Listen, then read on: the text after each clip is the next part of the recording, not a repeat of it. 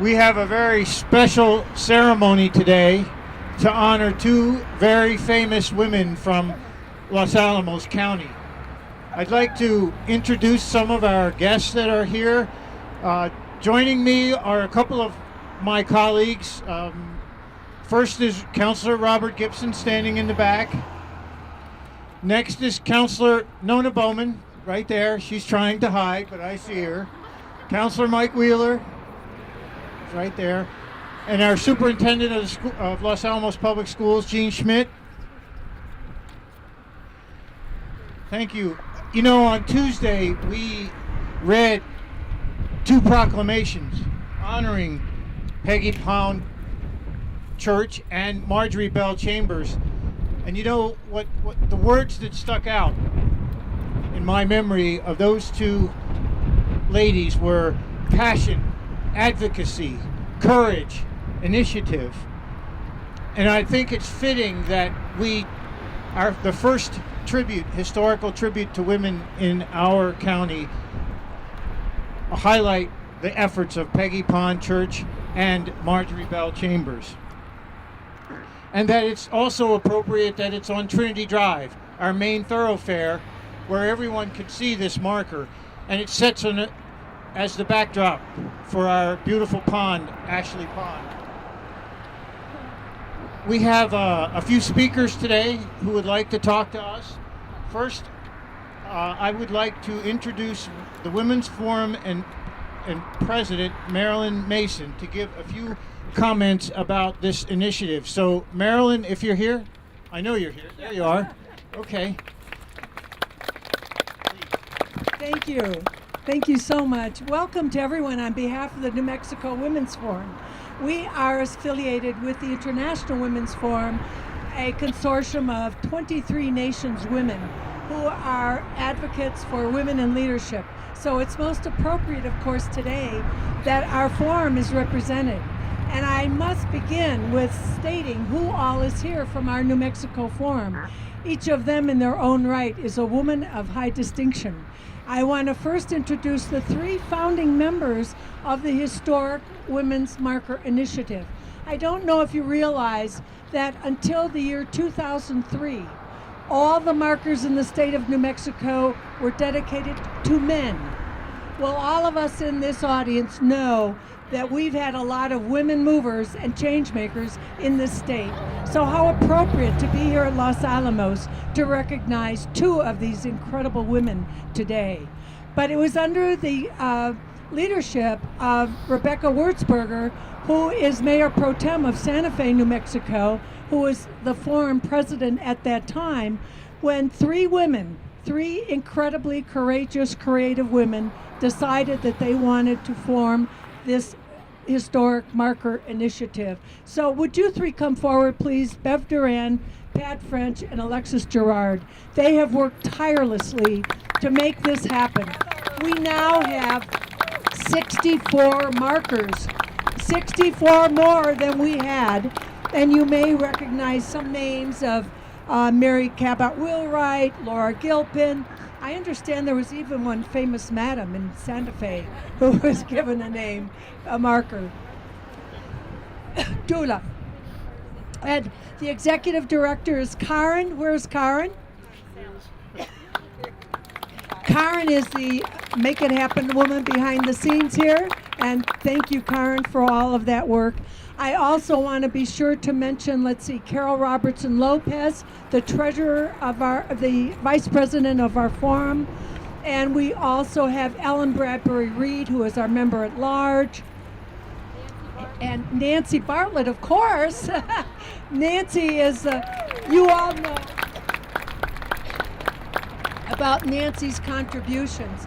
I know that over at the lodge there will be more discussion and a presentation, I believe, by Pat French about more details about the initiative. But on behalf of the forum, I want to especially recognize the work of Marjorie Bell Chambers. This woman, as you know, you see it in print, there are so many distinctions about her as a college president, as the shaper of the United Nations, as a local Girl Scout leader. I believe that Ellen Bradbury Reed here said that was her Girl Scout leader here in Los Alamos. And so she has been an educator, she's been a change agent, she's been an advisor to presidents. You can read all the details, of course, in the literature and in the program that you have with you. But it is our honor to be a part, and I know, Nancy, you have played a key role. Where are you? You have to come forward too. Come on, Nancy. Nancy's boundless energy, I'm sure, is why we have so many forum members here today. Congratulations, Nancy, to helping move this. Let's get all the forum members. Oh, there's Ann Hillerman. Oh my goodness, Ann Hillerman, another member. And Carol, and here we have Ann Hillerman, another member.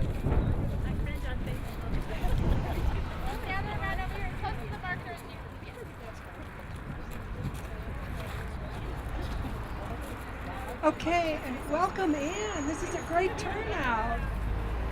This is a great turnout. There we go. How's that? All right. Hold on. In the name of our sister, Marjorie Bell Chambers. Woohoo! Right here. In the name of our sister, Marjorie Bell Chambers. All right. Thank you. Thank you all for coming, and I am now turning this over to Mike.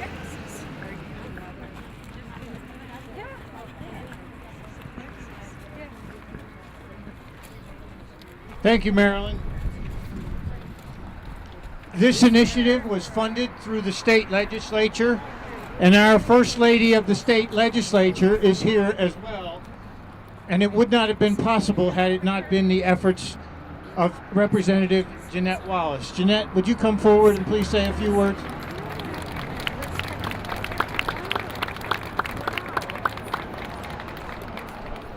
We have to thank a lot of interested people. We have to thank the state, we have to thank the interested legislators, but most of all, we have to thank those women who pushed the issue.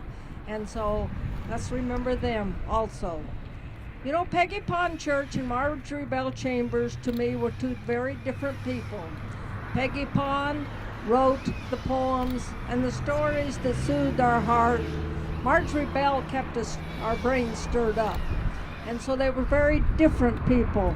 But the one thing they had in common, they were both very loved and respected by all. And that's what I think we all need to remember. That love and respect is what we need to remember. Thank you.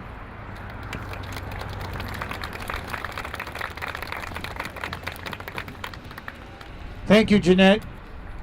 I don't think that round of applause is enough for all that Jeanette does for our community, so I think we owe her another.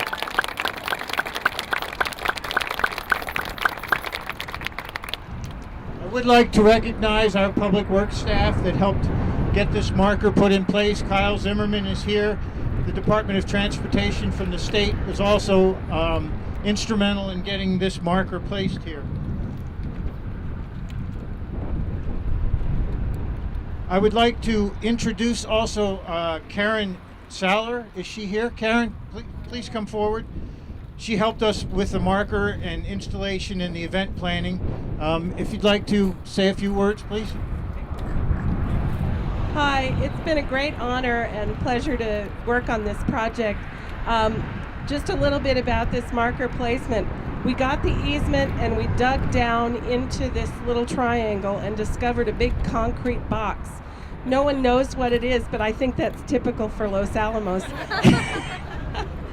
So the Department of Transportation and your Public Works Department worked really hard to build the platform. They'd never done it before on any other marker, over 600 markers in the state, but they just had to have this marker here, and I think it looks absolutely beautiful. I've seen a great many of the markers now that we've put up, and this is my favorite spot by far. So I'm pleased to be a part of this and have gotten to know these women and a lot of people here in Los Alamos. Thank you very much on behalf of the initiative and the Women's Forum. Thanks.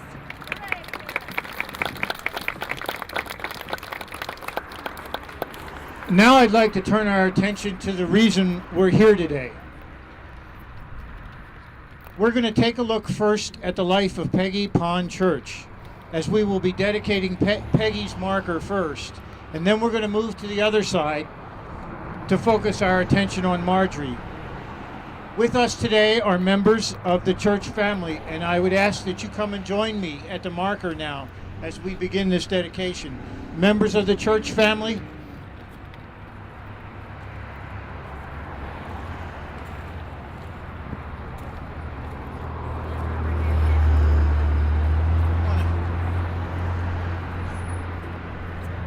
Are there members of the Pond family here as well?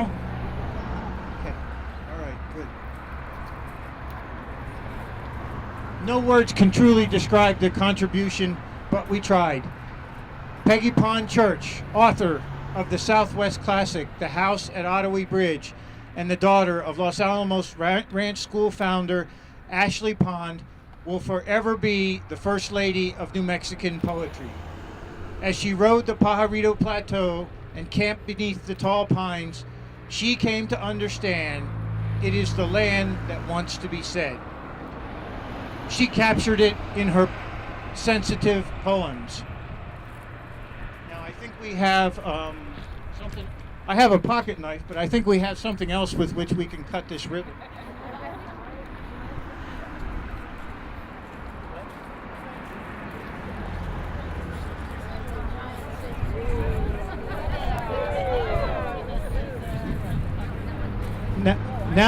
Now I'm dangerous. I get to pick who gets to cut this ribbon, but I think all of you should come forward. Everyone should come around the marker.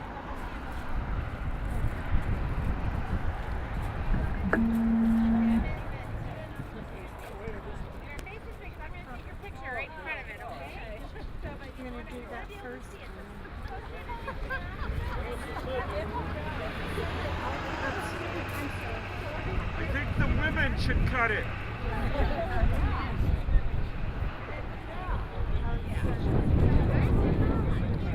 She had 3 sons.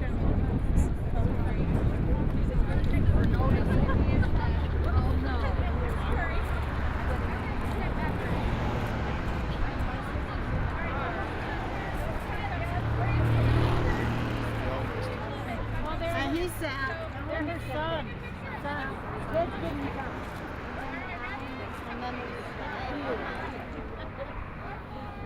Oh, that's a good one. All right, then it's forgiven.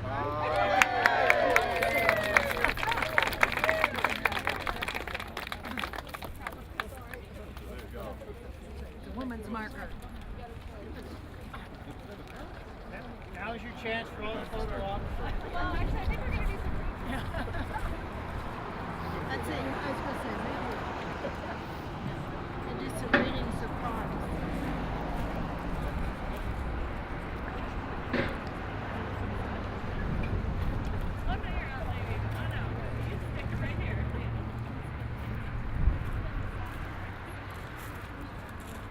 Well, since we're close to a pond of some size, I thought it would be appropriate to hear something about the whiffing pool.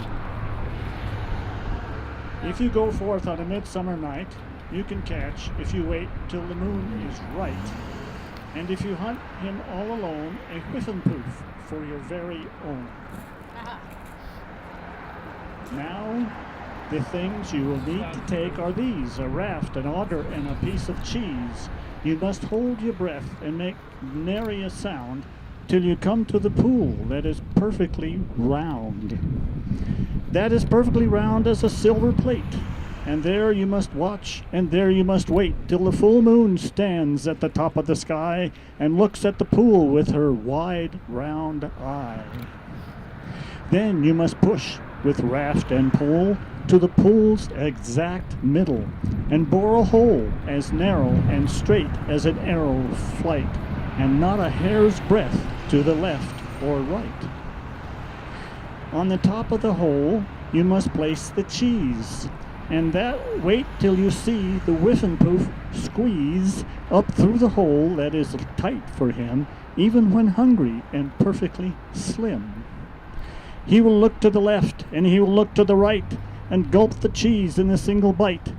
Then, gorged and full, he will find with pain he cannot get down the hole again. So he will be yours to have and hold, for such as the tale my grandsire told, and I've only been waiting this many a night for the pool to be round and the moon to be right.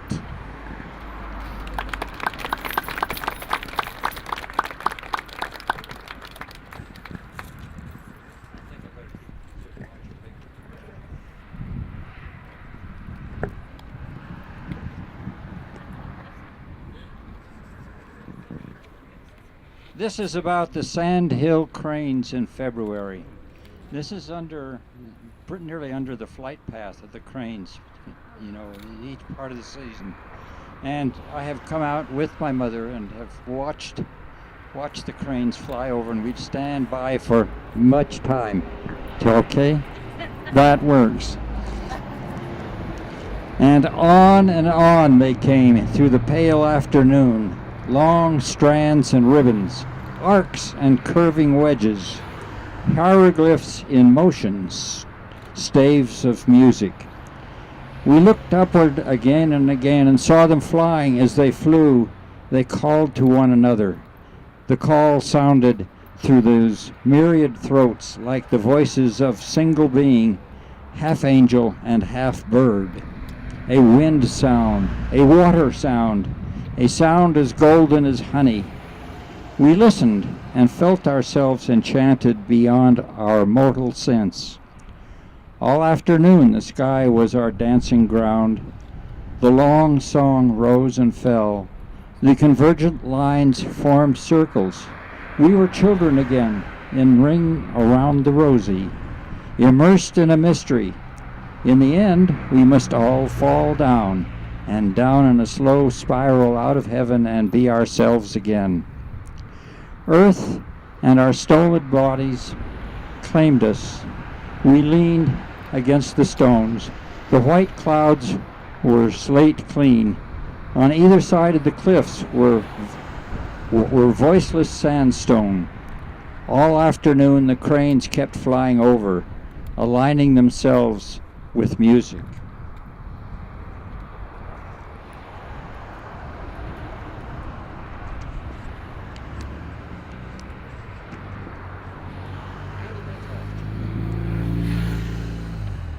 As the sound ebbed, we spoke wistfully of dying, when our time came into such ecstasy.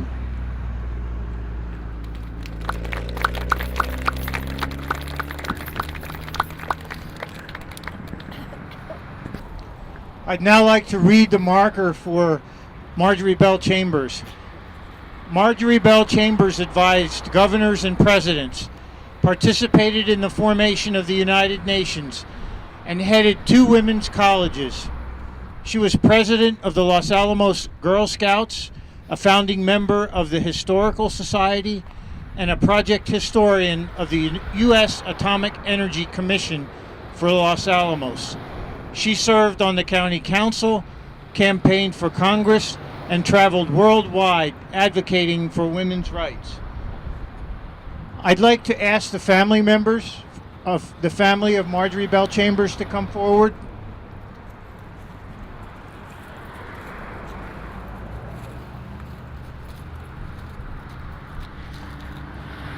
You have some readings you'd like to do as well?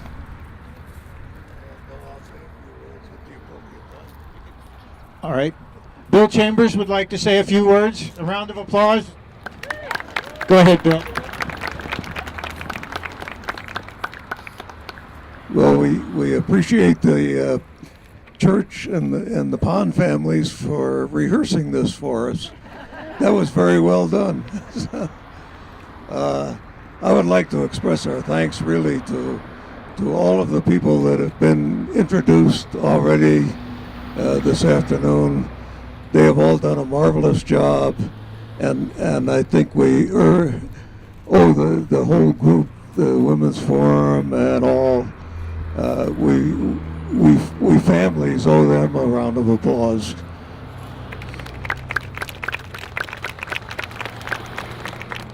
Now, I don't know that I could have arranged this, but we certainly got a beautiful day for doing it, and I think we're quite fortunate that way. I'm very fortunate to have my family here, part of my family at least, here for this occasion, and going around the circle, my son Bill, daughter Lee, daughter-in-law Maggie, granddaughter-in-law or something, Corey, and my other daughter Leslie, and they've come some distance, some of them, to get here, and I'm very grateful to them for that. I'm very grateful to all of you also, my many old friends here in the audience. It's wonderful to have you here, and I'm sure we'll have a chance, certainly hope we'll have a chance to talk a little bit over at the reception a little more leisurely than we want to have been able to do right here. One thing I wanted to mention before we go on, behind you is the Ice House Memorial, and I think it's one of our historic Los Alamos markers. It's very appropriate to have this whole setting, the historical marker for the women, one of the historical society markers, be the one behind you. Ashley Pond itself, the park is a beautiful setting. So I think we as the families could not have asked for anything more. I'm happy that the people were willing to dig the hole in the right spot. I think that was great, and I hope to get a chance to talk to you all. And I think the family will be delighted to meet everyone as an opportunity arrives over at the reception. So thanks to you, Mike, for being the master of ceremony, and I'll give it back to you. I think you know what we're going to do now.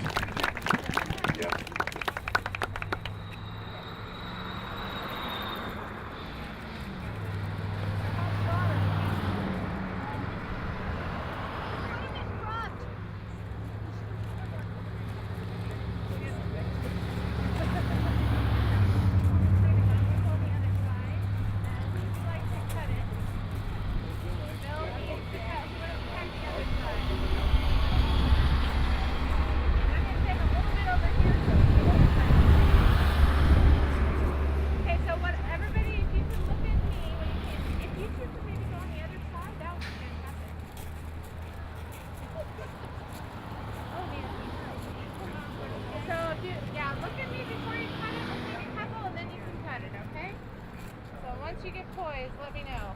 The script says you have to cheer when they cut it. So That's you right. have to Okay, ready? We're going to take 2 pictures with the cutting. 1, 2, okay, go for it. Go for it.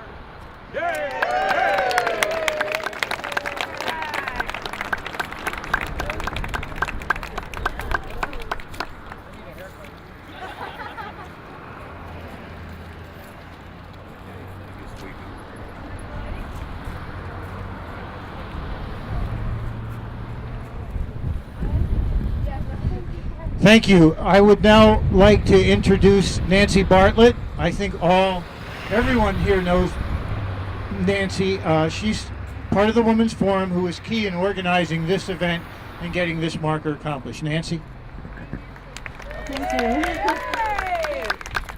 Well, it was 4 years ago when we first started to decide who we wanted to honor, when I got a phone call from Jim West that he needed to have some names of some ladies in order to satisfy the 3 ladies from the Women's Forum Initiative, so we would have this day. And most people know that you can't deter me once I get my mind set on something. And so I'm very, very happy to have all of you here, that this date worked for the families. It worked for Fuller Lodge, which was the ultimate decision. The weather is beautiful, the leaves are turning just in time, and it's a very happy day for me. We almost got stymied on this last winter when there was the Department of Transportation said that the Ashley Pond would be fine for Peggy Pond Church, and Marjorie Chambers could be as we come into town because it had to be on state land. And we all decided, no, that wouldn't work. We didn't want Marjorie so far from the heart of the town. And Bill said, well, Marjorie helped to get the Ice House Memorial built. And so that's why Marjorie faces west and Peggy faces east. So as you come into town, you notice Ashley Pond, and Peggy Pond and church and all of her wonderful family and the legacy that they have left with the ranch school. And then Marjorie is facing west and she's facing the Manhattan Project and the World War II tech buildings that circle this pond. And so I think it's very, very apt that finally, with lots of wonderful, wonderful support from the county council, the county staff, and Kyle Zimmerman, I don't know if he's left. He's over here. I thank you very much, Kyle, for all the help you got us to get through this blockage. So this, as I understand it, this gravel now is on state property, even though this is part of the historic district. So with those thanks, I want to invite you all to the Fuller Lodge reception, and I'm looking forward to deleting about 200 emails from my computer because Julie and Habinger and Leslie Buckland and I worked hard on the invitations and the programs and this ceremony. And I thank you all for coming. We didn't know how many of you would show. We hope you'll stay. Tom Sanford has agreed to take people around Bathtub Row, and Colleen Ollinger will invite you into her front yard and peek into her living room as part of the one at the Bathtub Row homes. And we hope you enjoy our historic district, and we want you to come back many, many times and enjoy our historic museum and Bradbury Museum as we get ready for the Manhattan Project National Historic Park.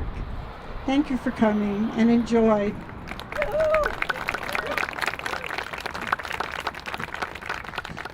I think you all know where this place known as Fuller Lodge is located.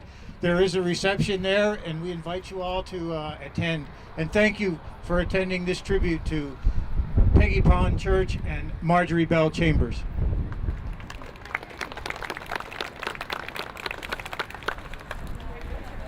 I want to thank again all of you for being here. I want to thank the families for coming. Your being here helps to bring our people out so they can see you and look at you and tell you stories about all our loved ones. And so it's a beautiful day. I know in Japan they like it to rain when it's a special event, but I think here in Los Alamos we want the sun to shine on something like this today, and I think of the two ladies shining down on us. As Marjorie, these are Marjorie's fiesta dresses that she donated to our archives, and so it's a celebration of two beautiful lives. Thank you for coming. This event would not have happened without the help of my right-hand person, Nina Thayer, and I would like you all to give Nina a big round of applause. And Nina, would you come to the podium and thank our visitors and our volunteers? Now, when I heard Marjorie's gavel was over there, you saw me go get it. I'm gonna do it. Marjorie was a dear, dear friend of mine, and I knew her through AAUW. She was a local branch president in the 50s and also state president in the 50s. In the 70s, she moved up the ladder and was the association president of the American Association of University Women. It was right in the middle of the women's movement, and Marjorie really took it and ran.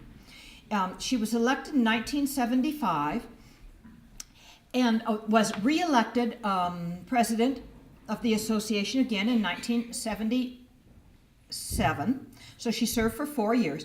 And this was really where she spread her wings and she got her national and international connections. And this sprung her into the national forefront, and where she wasn't not too long after that she became president of two different women's one was a women's college, Denver Women's College. Both were women's colleges. And the other one, Denver Women's College, she was president. It was Colorado Women's College. Not Denver. Colby Sawyer. Colby Sawyer. Back on the East Coast. And so it was AAUW that really gave her foundation and her start and her national and international stature. And so I would like to thank all of the AAUW members who are here today, who are helping at the table, who are helping at the guest book, who are handing out programs. And if you will all stand, I think there's a number of them in the back. And could you get the women from the table? Okay. Thank you to my friends in AAUW who helped make this happen. I see Linda McClellan, I see Denise George, I see Marilyn Thayer, Margot Batha will be here, as will Rosemarie, to help clean up. So it's a joy to be a part of this. And one more little tag that I have. It wasn't just that those are her dresses, but she made them. In addition to all the other things, Marge was a seamstress. Oh, thank you. One more thing, of course. When Marjorie finished her tenure as AAUW Association President, they honored her with an endowed scholarship for an international student within the Educational Foundation of AAUW. So from that time now, something like 30 students have received, international students have received a scholarship to come to this country and study for a year for graduate study. That endowment is open. It's at $120,000 right now. And if somebody would like to inquire about how they could give, I'll be here. And now I want you all to see that I am returning Marjorie's gavel.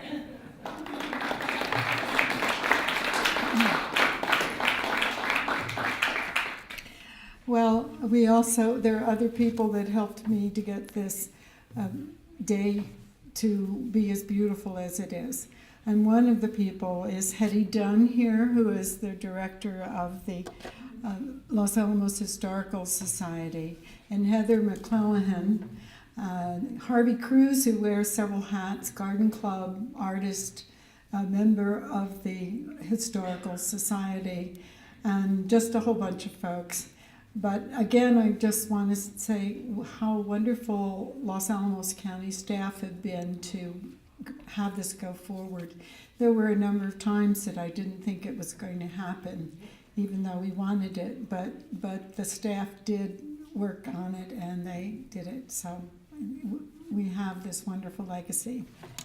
And I want you to know that next Tuesday night, I have to do an advertisement for the Historical Society. There will be a lecture in this room on Kit Carson. So if you want to come back at 7:30 on Tuesday, October 12th, Columbus Day. The speaker is Professor Paul Hutton from UNM, who has a fascinating career in documentaries and popular magazines. A little bit of housekeeping, I guess. You know that there are books by both ladies in the back, and we have a gift shop that you can find other selections. We encourage you to stop there and buy the books and then come have them autographed by the family members who are here. I hope there's still some more books about Santa with the Marjorie. Yeah, Santa, because I couldn't find my copy at home. I need to have them signed. And as you see, Pack 8 is here and recording our events, and we will give gifts of this event to the families and to our archives to record what happens here today. So I'm really excited that we have the service of public access television to help us record. This is one of my favorite quotes from Winston Churchill.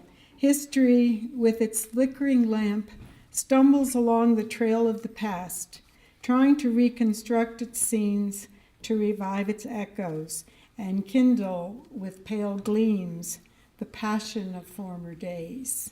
And I think that kind of represents what the Women's Initiative is trying to do, is to rekindle the passion of former days of the various ladies who lived in New Mexico. The first person I want to introduce is Pat French, who's the co-chair.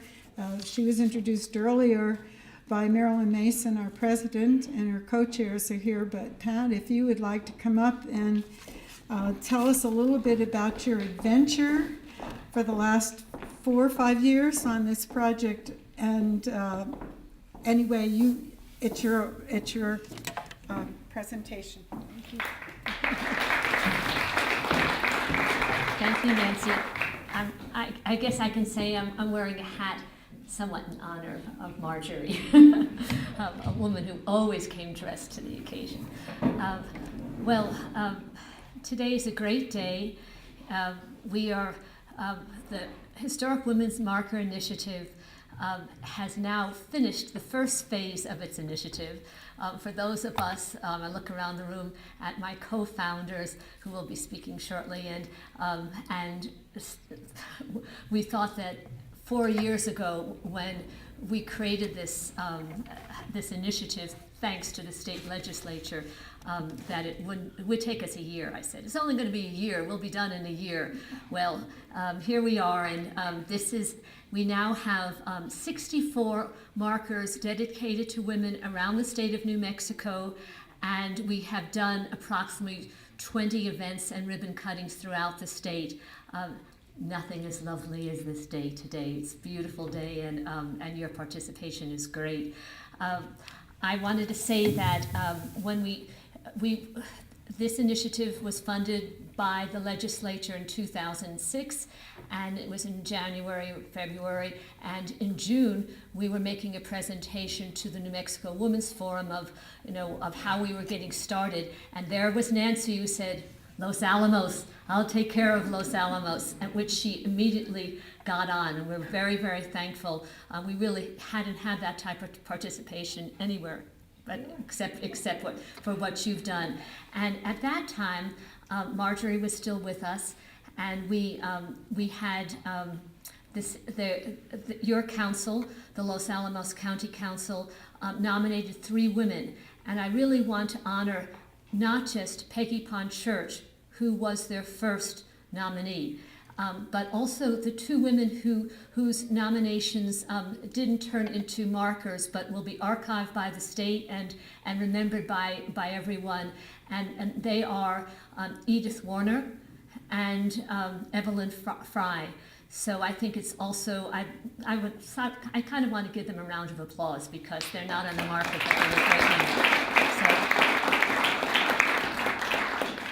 I also wanted to introduce the women who have worked really hard on this and been co-founders of the project and the executive director, please come up, because I would like each one of them to talk about maybe one other woman who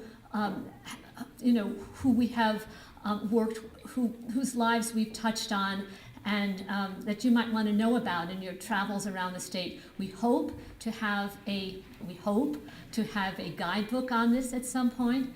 And maybe, these are all just wishes, and maybe a little museum exhibit.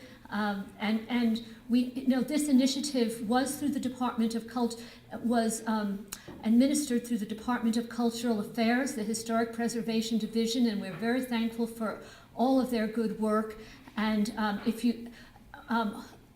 Peggy Pond Church and Marjorie Bell Chambers will be, their lives will be seen on their website, as well as in whatever publications they have on the women of New Mexico. As was said earlier, unfortunately, the history of our women in the state has not been well documented, and we feel the initiative is a step in the right direction. So I would please ask Beverly Duran, Alexis Gerard, and Karen Saylor to please come up one more time and each give a little history of somebody of a marker that you were touched by. Alexis, would you like to start?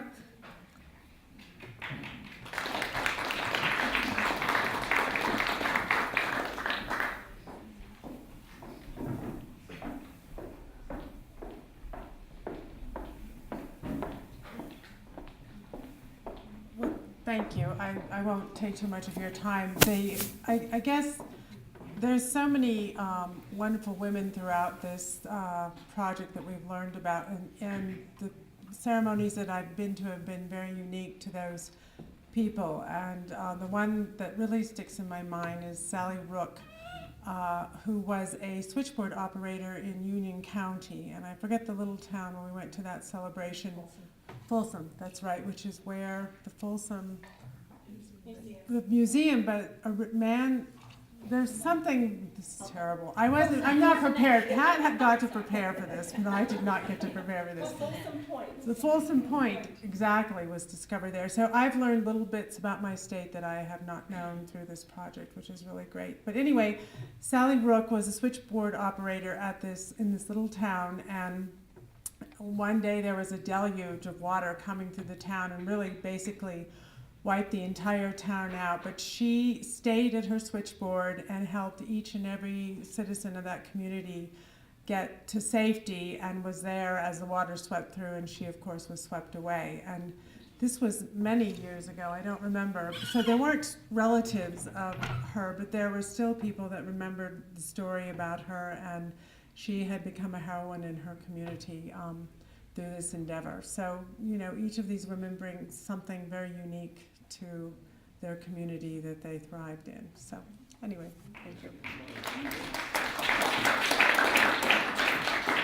Alexis told you the story of Sally Rook, and that brings another point. The initiative also, our objective was also to find the unsung heroines of New Mexico. And lo and behold, we found that if you go back pre-territorial days, very little was written. So in regard to the history moving forward, we feel very proud that the initiative will spotlight these women and keep them for generations to come.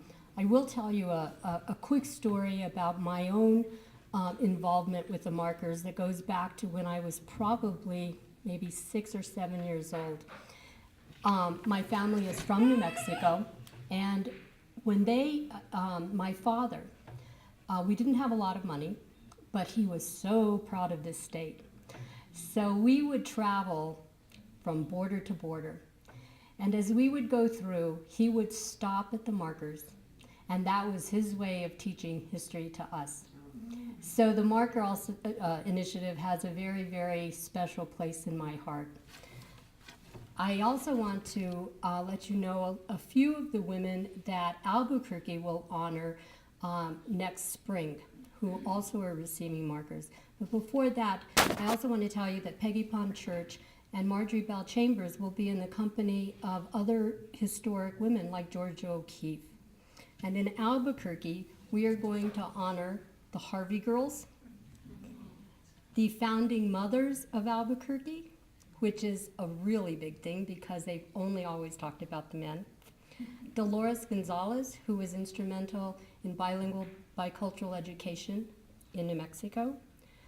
The women of the judiciary, honoring Judge Patricia Minsner and Mary Walters.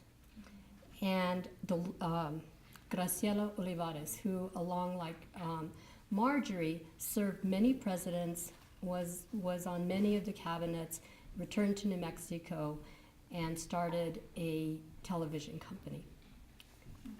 Thank you. It's great to be here with you.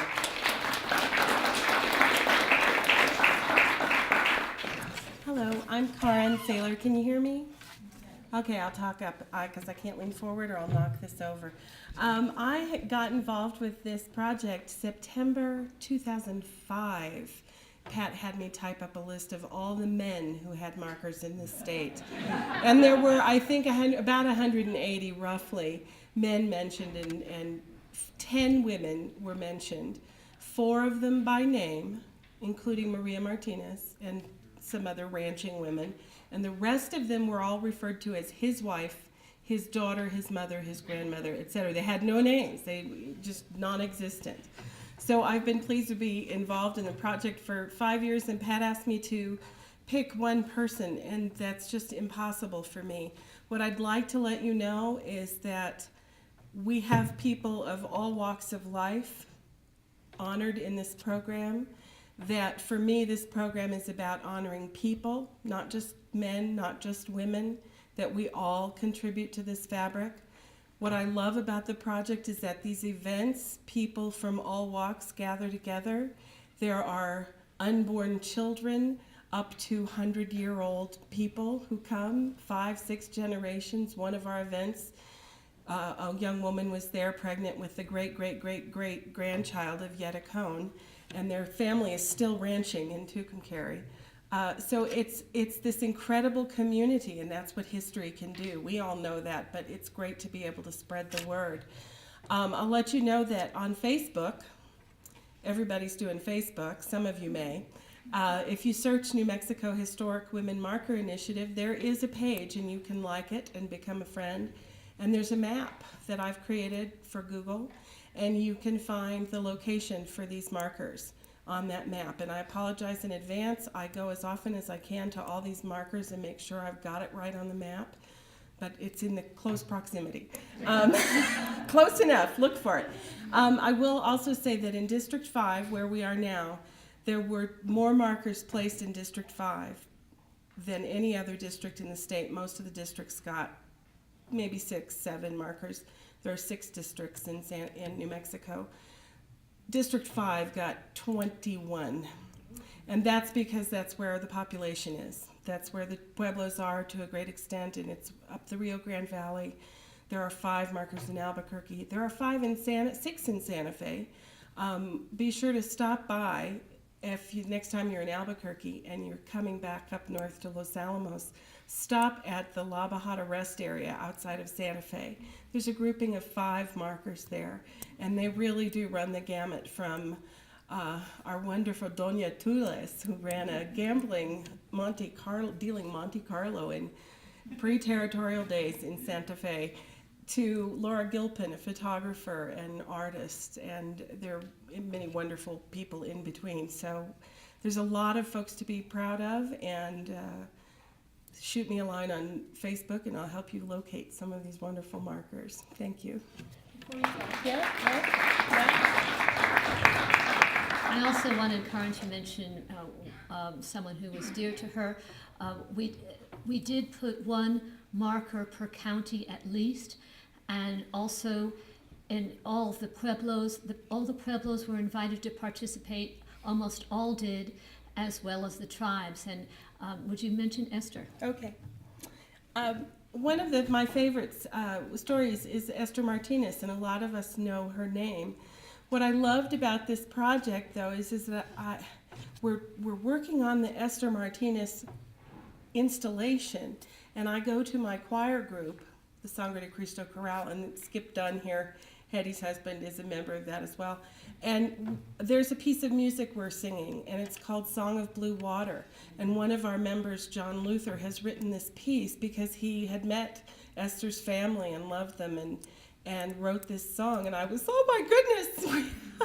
Not only it's the synchronicity and the, you start something and then all of a sudden you find someone who's doing something similar and it comes together.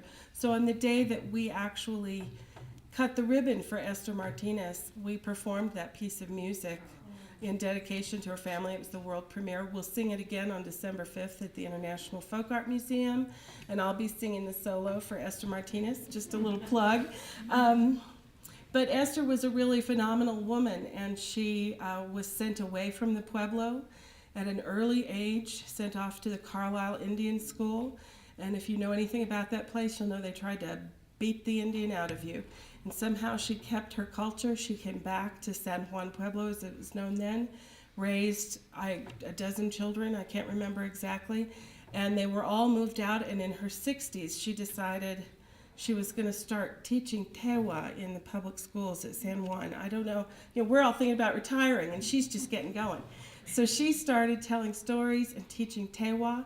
She wrote a Bible about the first dictionary for Tewa. She started a program that is copied in all the other environments. There's a Native American Language Act in the United States of America that says Native children get to learn their language because of Esther Martinez. It's called the Esther Martinez Language Act. And she was also a National Heritage Fellow, our highest honor for folk artists in the United States.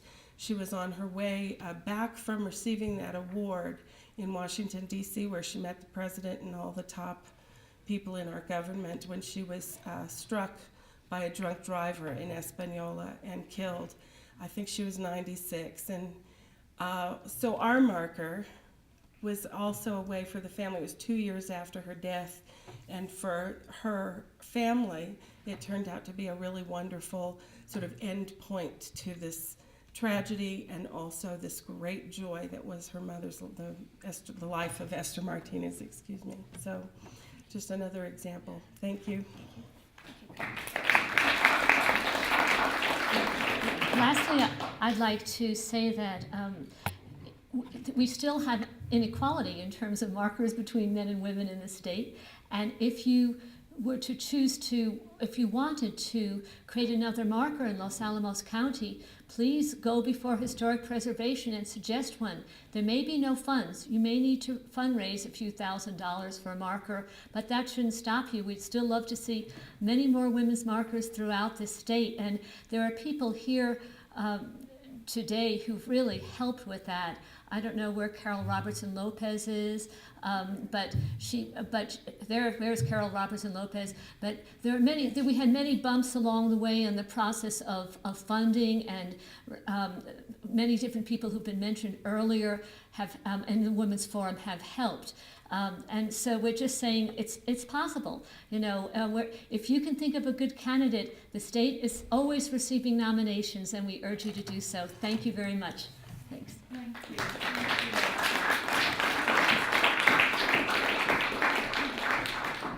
Well, I just think that kind of presentation helps us to understand what we've done today and honoring our two beautiful women and the company that they're keeping and how we're helping New Mexico history. I have forgotten to thank somebody who also has contributed to today. Maxine Joppa, who's in the very, very back. Maxine was a founding member of the Los Alamos Historical Society. And Maxine, thank you very, very much. I think you're hiding in the back by the books, so we want to thank you.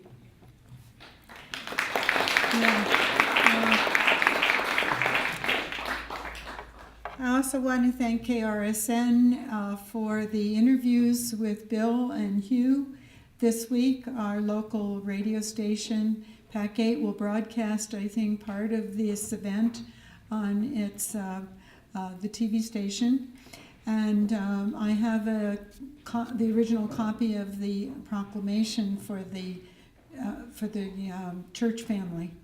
and we can make more copies for other members if they want. So please don't go away before I do that.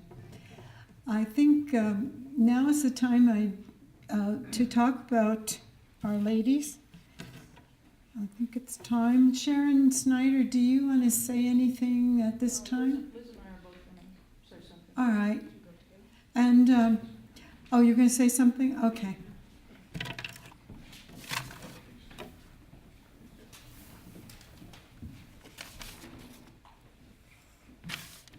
There are two of us here today who are writing books about Peggy Pond Church, and we wanted to just read a little bit of what we feel for her.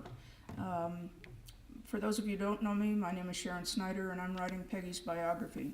This is Liz Cunningham of Taos, and she's writing a book examining letters that were exchanged by Peggy and her dear friend Corina Sanesteven of Taos, and that will be out probably pretty soon, I would think.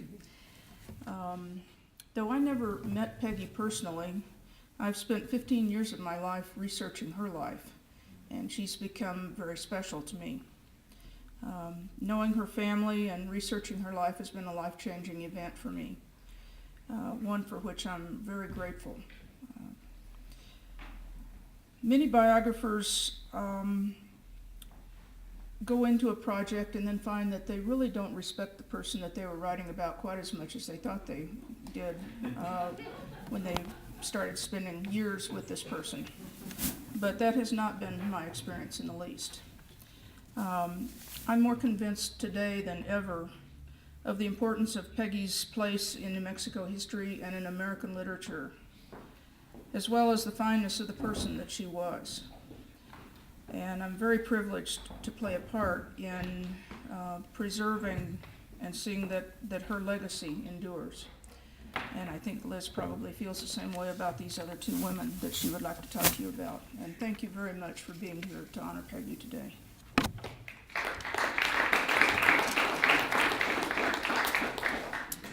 I'm Liz Cunningham. The book that I'm working with is a 22-year correspondence between Peggy Pond Church and Corina Sanesteven. Corina is 91 now. She's been guiding this project with me. I have had to write her biography, Peggy's biography, a biography of Taos Valley, and a biography of the Pajarito Plateau. Mark Simmons has beautifully contributed a foreword to this letter, and I've filled in between the letters things that were happening in their lives that were very important. It's about women, it's about friendship, and it's about how women talk to each other, and I'm hoping that with the photos and line drawings, and we have Corina and Peggy were both friends of Helen Blumenshine, and Helen has some prints that we'll be using in it, as well as, I hope, photos from the Los Alamos Historical Society and drawings. I'm hoping that this will be a women's study group about how women relate, and as far as I know, this is the only correspondence between two New Mexico women letters that have been published, but it's going to be much more than that. I'm also newly a blog master, kicked, screaming, and dragging my feet for the Mabel Dodge Lujan House, and this is synchronicity at work. Someone had told me about this sign of Mabel and Brett and Frida Lawrence. So I went looking for it. And so, yay, it was good. So I went looking for it and also found another one for Virginia Romero, who's another remarkable woman. And so my first blog was called A Sign from Taos, and featured the historic women's marker initiative. But I want you to know that this blog, Mabel Dodge Lujan and the Remarkable Women of Taos, is not just Taos. It's women everywhere, and that our mission for the blog is to provide role models for women who are up and coming. It is very much in alignment with the New Mexico Women's Forum's goals, and I intend to feature every one of the women that you have on your markers and beyond on my blog. So thank you very much. And here's to the women of Taos and of New Mexico. They're all courageous and wonderful. And the blog will go back as far as I can historically. As the one that I want to feature first in the past is Francisca Quiosa, who's the only woman that we know of in our area who was who applied for and was given a Spanish land grant. So thank you very much. This was a wonderful event. Thank you.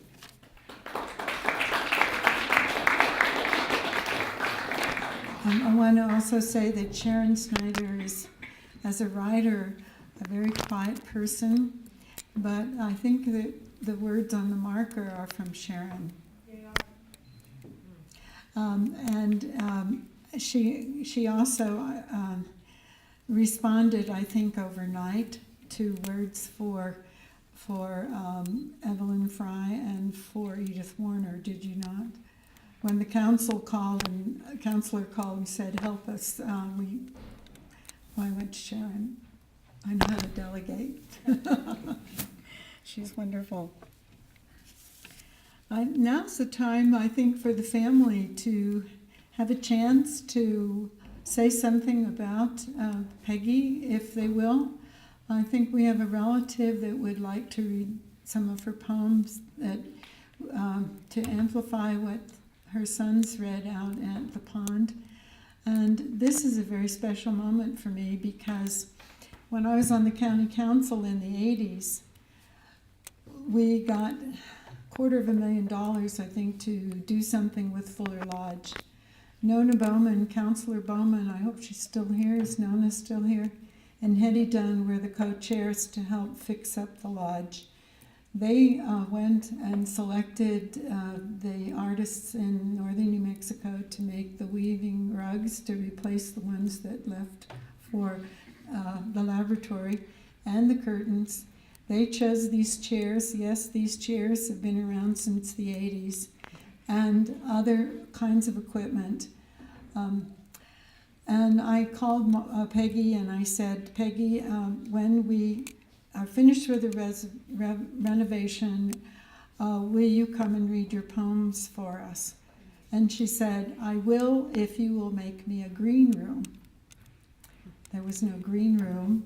Most people don't know what a green room is.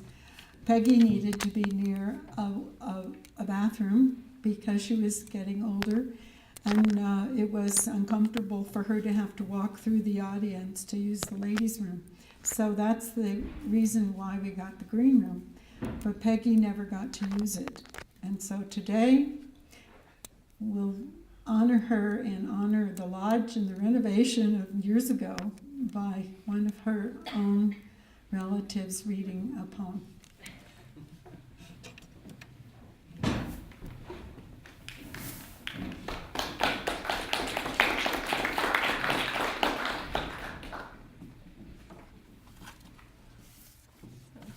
I'm Kirsty Tyson, and Peggy was my great aunt.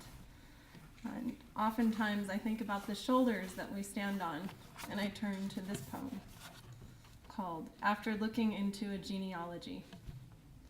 Time is not when I remember you, my grandmothers. Your bones, your flesh have gone into the dust.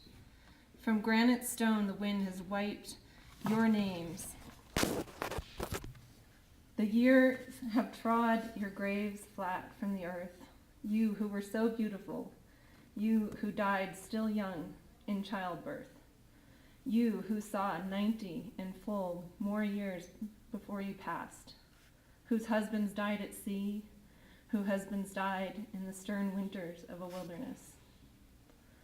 Time is not when I remember you, my grandmothers, Mercy and Lydia and Abigail, Ruth and Matilda, sea captains' wives, daughters of soldiers, mothers of men of God, Statira, Betsy, Patience, Marjorie. Remember whose other name the gravestones have forgotten. Out of old books, these names, from moldering stones, all that is left of you, my grandmothers. All but the blood, that makes me one of you. The blood that cried like a wanderer returned when I first saw, I, the desert born, this offspring of New England, growing among New Mexico mountains. When I first saw the dogwood blossoming in Connecticut woods, the meadows sprinkled with rain of daisies, the apple orchard set in low green hills. I know now why in my dreams I have still seen those hills and have remembered the covered bridges over Vermont rivers, and why, whenever I came upon a clearing in mountain country, I thought one could build a house here. That slope would make a pasture, an orchard would be fruitful. In a few years, and the apples fragrant. The butter I'd churn would be cool and sweetened in a stone house over this mountain-spewed thread of water. When I was a little girl, my mother kept the milk in a house built half underground with shelves around the walls. There, the warm milk yellowed with heavy cream in rows of shallow pans. Something familiar. Something not remembered first stirred in me when I crept down to watch her. But most of all, my grandmothers, your blood leaps in me, obliterating time, making of me one person with my forebears, one person who has lived since life crawled up from the waters and became man, who will not die till this last woman of this race is barren. Most of all, my blood stirs with your voices, when the winds of winter thunder like ocean water, and the white snow whirls down in utter darkness. Then I remember, or it seems as if I remembered, the earliest winter and the fierce gray water heaped between us and England, that gray water cradling more than one of my grandfathers. The desperate stand we made against that winter, the bitter battle. We were sturdy-limbed, the daughters of the winter.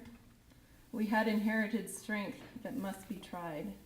We could not live and grow old, unrestless, insecurity.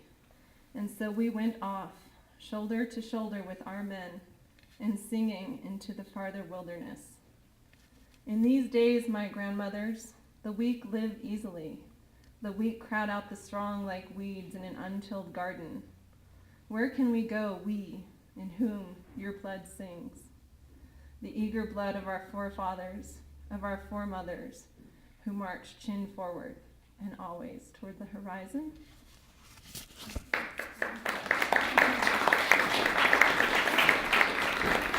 Thank you very, very much. Is there anyone else who would like to share something about Peggy? Any family members? Any friends? I guess we're losing some of our audience here. Oh, you? I don't read that.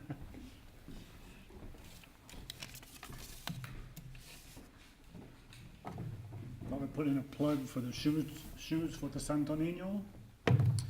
This story was written by Peggy probably about the time I was born, I'm not sure. But it came to light later on. Mother in her will, when she died, put my wife Kathleen and named her as her literary executor.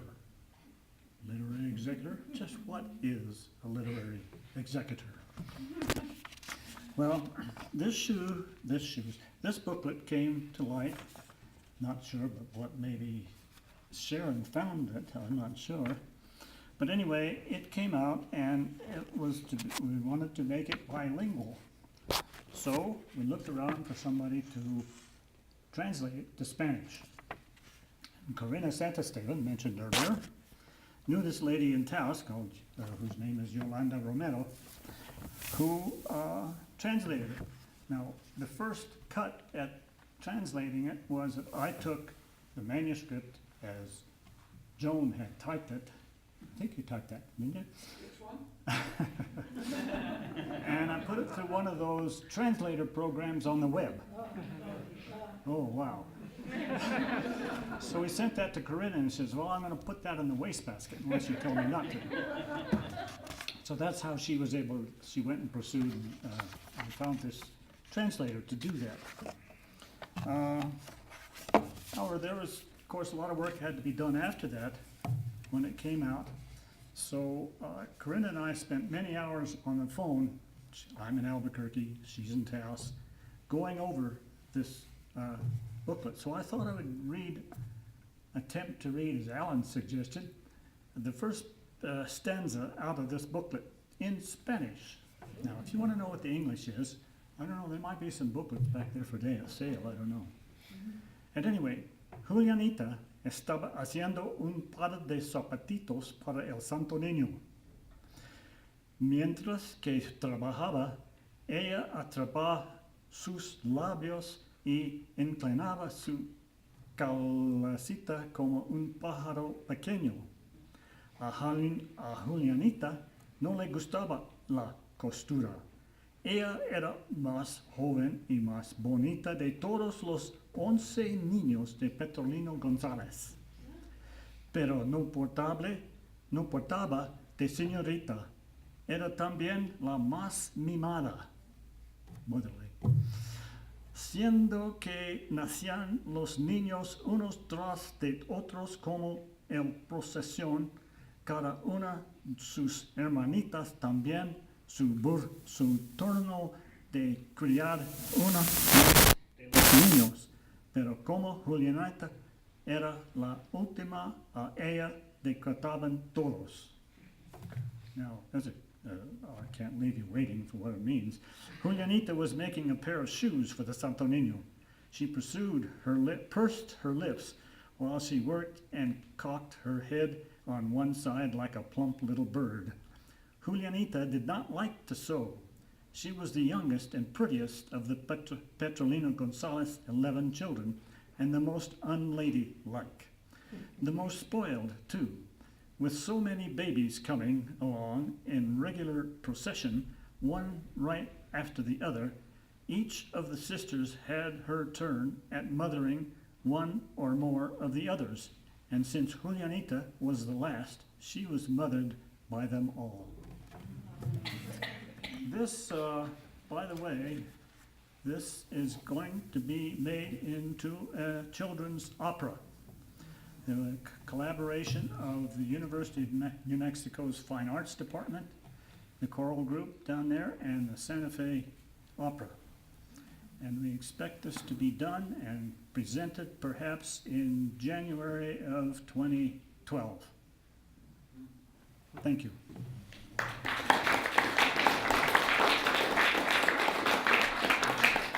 And another serendipitous is that our John's and my granddaughter Nola Bartlett, who is related to Peggy, is singing in the chorus. She's 11. Any other shared memories or thoughts? We've had a beautiful day, a complete day, a lot of things to think about, beautiful poetry to contemplate. Is there anyone else who wants to say one more thing before we talk about Marjorie and her family sharing with us? If not, does anyone here in the Chambers family want to speak? We can hear you too this time over here at the lodge. Bill? No cars going by? No cars going by. Well, I know it's getting a little late in the afternoon, and so I will simply share one quick story of Marjorie with you all. A story that's quite appropriate, I think, at this point in time, about every 2 years, actually. It's a political story. This happened during Marjorie's campaign for the congressional 3rd District, when the 3rd District was first formed. And her opponent in the campaign for Congress was someone well known to all of you, I'm sure, Bill Richardson. We campaigned vigorously, both Marjorie and Bill, and in those days it was seemed to me at the time at least, it was a fair amount of fun.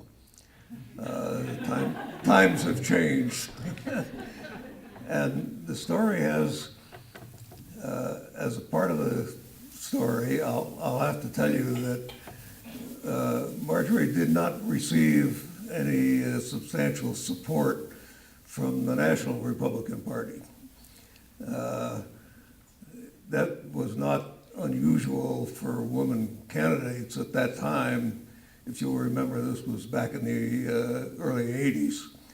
And Marjorie had defeated in the primary, had defeated the other candidate who was really the candidate of the Republican Party. Marjorie was a bit of a maverick in that sense.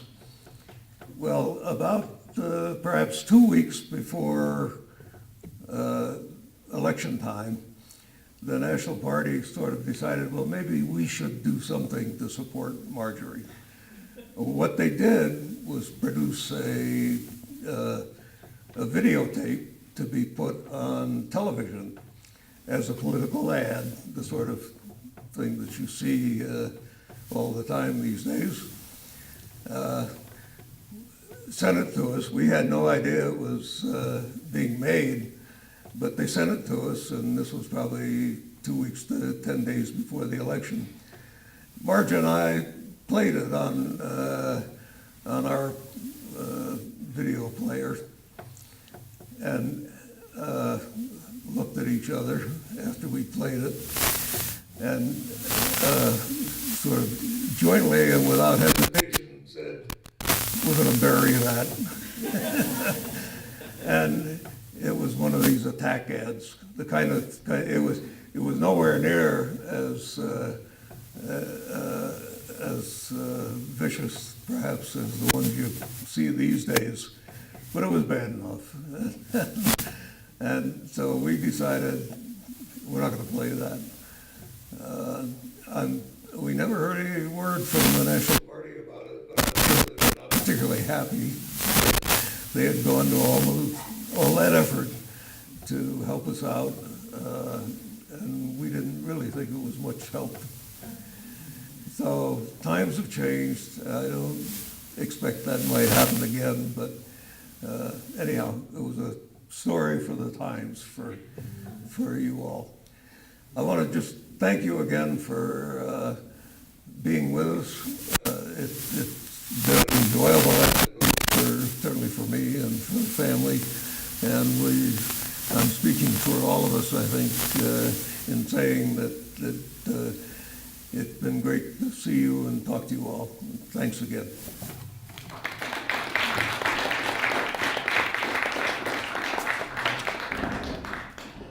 Before I forget, I just want to say that I made 2 photographs and framed of the 2 ladies, and the families are supposed to take those with them.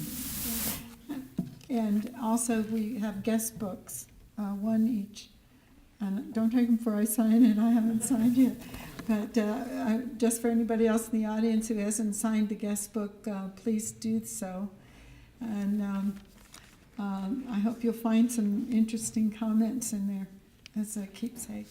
And this is the original proclamation for the church family. Before I forget, and the monitor had articles, and whichever family member wants to take that home. On this story, I was people have that. Any more comments about Marjorie? Denny, would you like to say a few words? Our president of the Los Alamos Historical Society, Denny Erickson, is sitting here. He wasn't going to say anything, but I twisted his strong arm.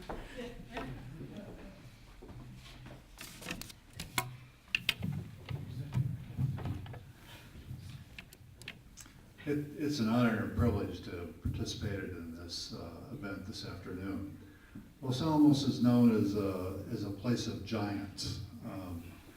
Giants not in terms of physical stature, but intellectual and creative giants. And these 2 people who have been recognized for their lives here in northern New Mexico are certainly among those giants of this special place. We've we've been charged as a historical society of this community to both preserve but to tell the stories of the people of Los Alamos. It's a fairly easy job to preserve and tell these stories because of the greatness of the people, including the two that we recognize today. So this is always a work of joy and of great accomplishment. I want to thank the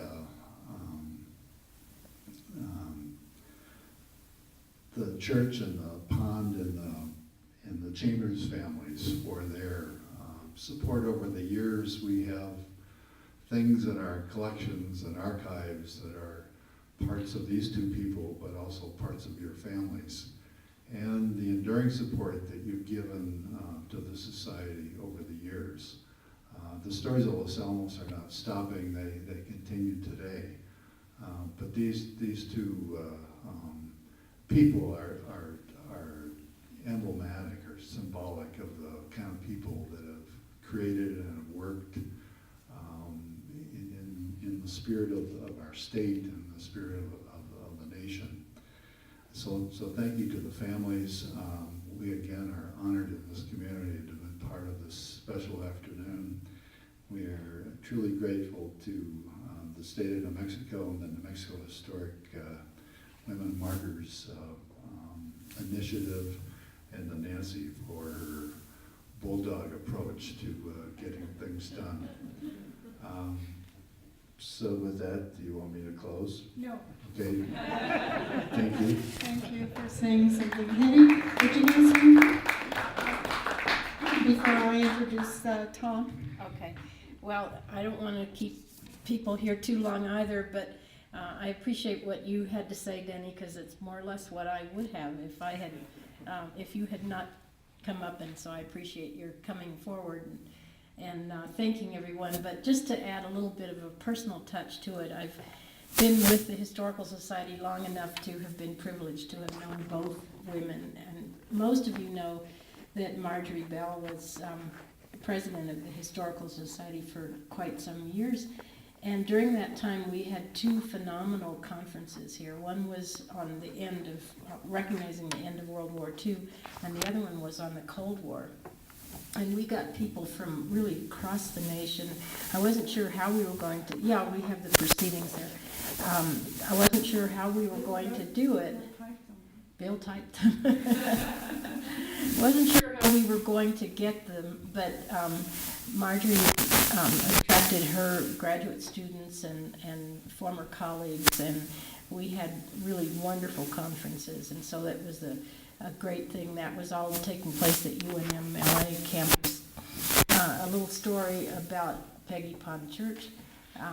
I was here working at the museum, and I'm always sorry for Sharon. I hate to say that I knew Peggy when you didn't. You deserve to have known her as well. But in any case, I think it was 1984, correct me if I'm wrong, that she would have celebrated her 80th birthday. And we had a party here for her, and she kept saying, just don't call me an octogenarian. I don't like that. I don't want to be an octogenarian. I'm an octogeranium.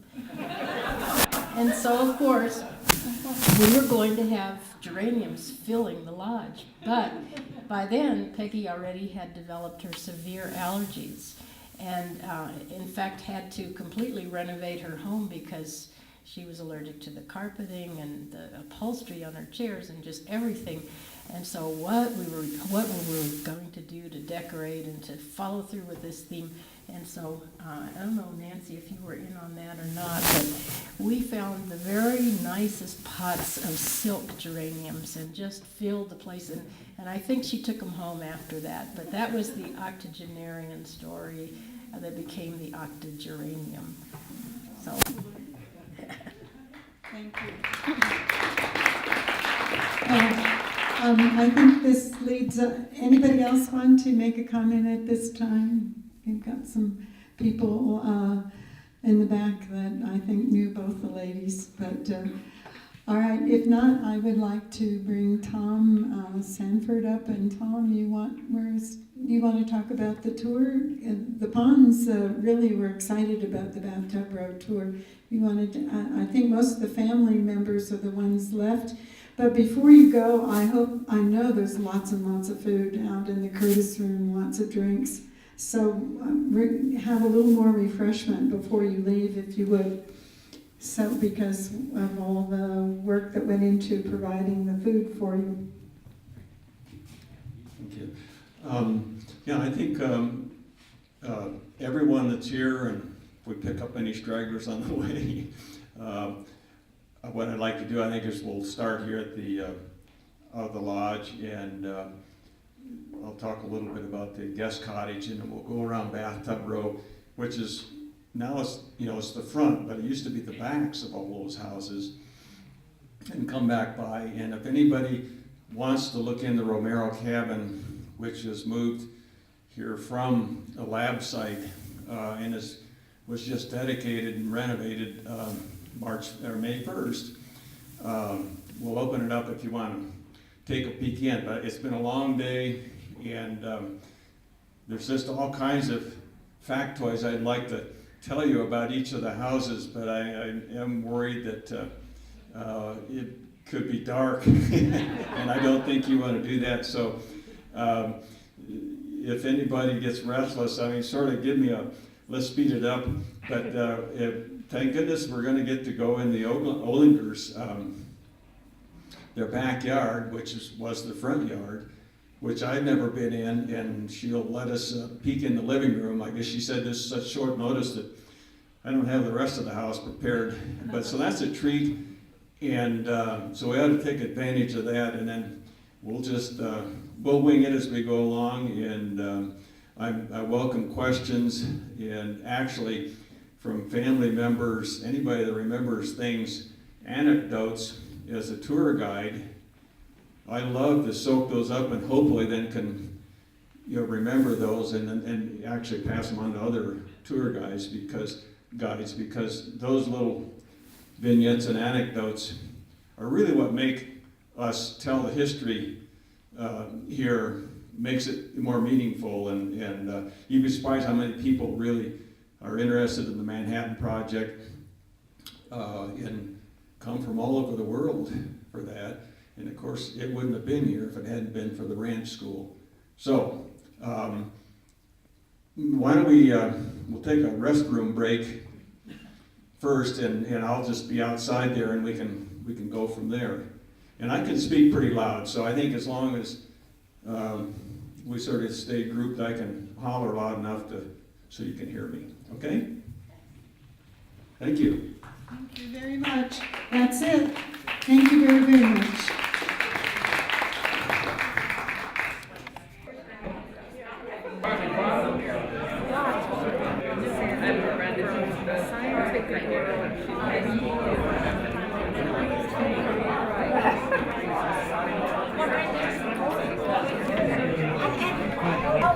Are you going to have Come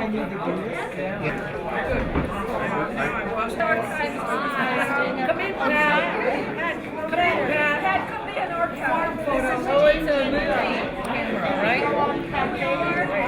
Hello, hello, hello. Yeah. Wait a minute. Excuse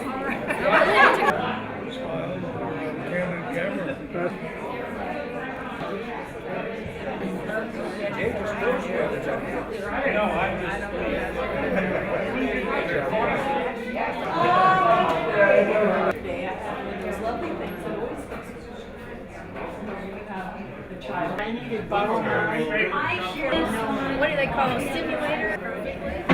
First time up.